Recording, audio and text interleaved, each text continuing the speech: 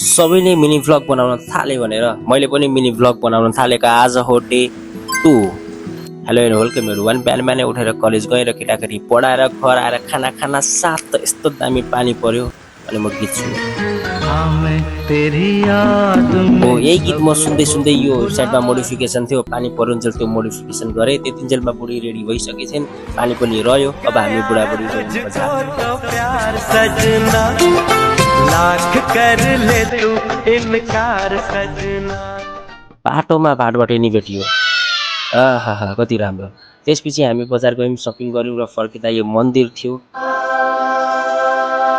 हामी गयौँ, दर्शन गऱ्यौँ र साइडको छेउमै रहेको यो पानी ट्याङ्की पनि हामीले हेऱ्यौँ। त्यसपछि हतार थियो, आयौँ। ट्युसन आइपुग्दा केटाकेटीहरू यसो गरेर बसिरहेका रहेछन्। त्यसपछि उनीहरूलाई पढाइसकेर एकछिन बुढाबुढी बसेर रेड क्रस हेर्दै गफ गऱ्यौँ र म लागेँ शिवजी भेट्न। जयसम्म शिवजीलाई एकछिन भेटेर घर आएँ। थाकिएको थियो, कफी बनाएँ। कफी बनाएपछि अब कफी नखाइकन त यो भिडियो एन्ड गर्ने भएन, त्यही भएर मैले एक्सिट र हजुरहरूलाई अब भन्दैछु बाई, सी यु टुमरो है त।